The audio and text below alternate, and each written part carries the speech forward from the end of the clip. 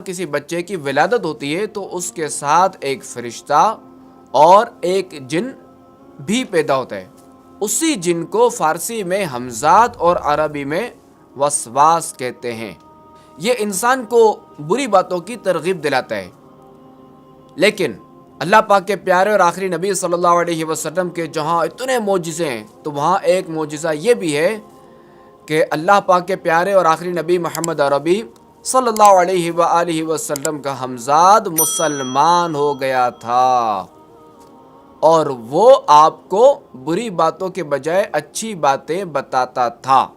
یقیناً بسا اوقات یہ عاملین گزشتہ حالات کی درست اطلاعات دینے میں کامیاب ہو جاتے ہیں. مثلاً آپ کو 10 سال پہلے سخت بخار ہوا تھا، یا آپ کے بچے کو سر پر فلاں وقت چوٹ آ گئی تھی، وغیرہ وغیرہ. تو گزشتہ حالات یعنی گزرے ہوئے حالات بتانے کی وجہ یہ ہے کہ یہ باتیں وہ عامل بعض اوقات حمزات کے ذریعے معلوم کرتے ہیں، کیونکہ عامل کا رابطہ جو اپنے حمزات سے ہوتا ہے، اس کی دوستی اپنے حمزات سے ہوتی ہے، اور اس کا جو حمزات ہے وہ سامنے والے کے حمزات سے حالات لیتا ہے.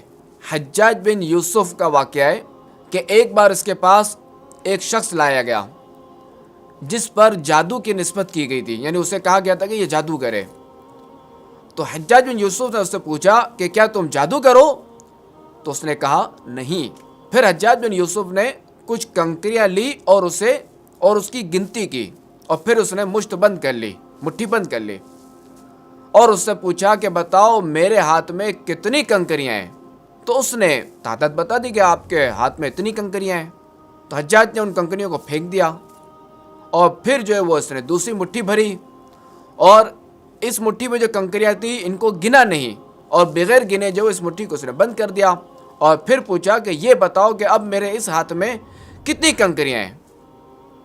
تو اس نے کہا کہ میں نہیں جانتا.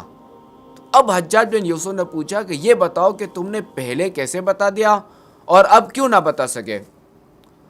تو اس پر اس شخص نے کہا کہ چونکہ میرا رابطہ میرے حمزات سے، جب آپ نے پہلے کنکریاں لی تھی تو آپ نے ان کی گنتی کی تھی جو کہ آپ کو پتہ تھی، جب آپ کو پتہ تھی تو آپ کے حمزات کو بھی پتہ تھی. تو میرے حمزات نے آپ کے حمزات سے رابطہ کیا، اور آپ کے حمزات نے میرے حمزات کو بتا دیا کہ ان کے ہاتھ میں اتنی کنکریاں ہیں. تو جب اس نے مجھے بتایا تو میں نے آپ کو بتا دیا. اب چونکہ آپ نے جو دوسرے ہاتھ میں کنکریاں اٹھائیں تو اس کو آپ نے گنتی نہیں کی، آپ نے نہیں گنا، آپ کو بھی نہیں پتہ تھا. اب جب آپ کو نہ پتہ چلا تو چونکہ اس وجہ سے جو ہے وہ آپ کے حمزات کو بھی پتہ نہ چلا، اور اب آپ کے حمزات کو جب معلوم نہیں تھا تو اب آپ کا حمزات میرے حمزات کو بھی یہ بات نہیں بتا سکا. تو ناظرین، یہ جو ایسے عاملین ہوتے ہیں نا، ایسے جو بابا ہوتے ہیں، ان سے اپنے آپ کو بچا کے رکھیں، ان سے دور رہیں کہ اسی میں عافیت ہے کہ نماز یہ ایک وقت کی نہیں پڑھتے، رمضان کے روزے یہ نہیں رکھتے، اور پچھلی پرانی باتیں جو نا یہ شیطانوں کے ذریعے بتا دیتے ہیں.